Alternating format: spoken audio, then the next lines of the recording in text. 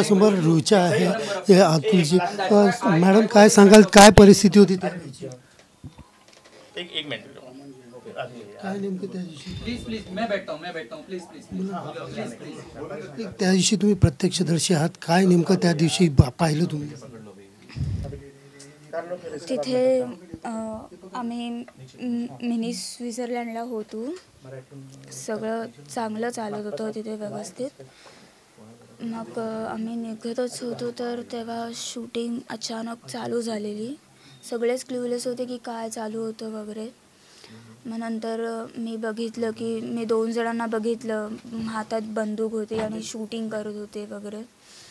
मग नंतर विचारलं की कोण हिंदू आहे कोण मुस्लिम आहे म्हणून. मग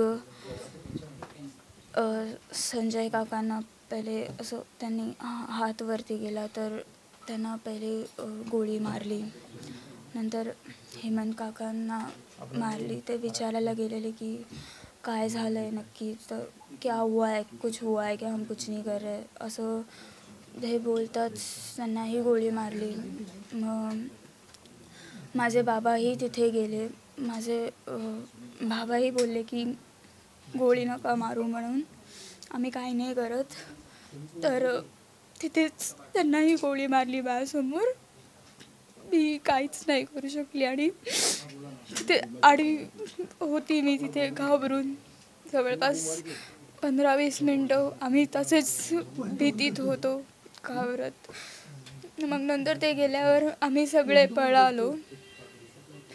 बाबाला उठवायचे प्रयत्न केले पण बाबा उठत नव्हता. म्हणजे बाबाला होत नव्हतं उठायला. मग तिथे बोलले की उनको छोड़ो जिसको गोली लगी उनको छोड़ो वह आर्मी आएगी उनको लेने पहले आप उधर से भाग जाओ अपनी जान बचा लो करके. तो हम 6 जन उधर से भाग रहे थे. पुढे तुमचं भविष्य आहे यापुढे आणि आता तुम्ही सरकारकडे नेमकी काय मागणी करणार? आम्हाला जस्टिस तर पाहिजे कारण हे खूप अनएक्सपेक्टेड होतं. आम्ही नुसतं असं फिरायलाच गेलेलो. पहिलाच दिवस होता आमचा फिरण्याचा. हे बिलकुल पण एक्सपेक्ट नव्हतं केलं आम्ही असं काही होईल. आम्हाला वाटलेलं की काश्मीर सेफ आहे. याच्या आधीही माझे आई बाबा जाऊन आलेत जम्मू काश्मीरला. मी लहान असताना जाऊन आलेत आणि हे मी सेकंड टाईम जात होती जम्मू काश्मीरला.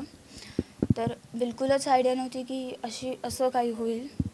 बस गव्हर्नमेंट आम्हाला जस्टिस देईल एवढीच अपेक्षा. आपण पाहिलं की कुठेतरी शासनाने आम्हाला मदत करावी अशी अपेक्षा या ठिकाणी व्यक्त केली आहे. सुनील जाधव, TV9 मराठी, डोंबिवली.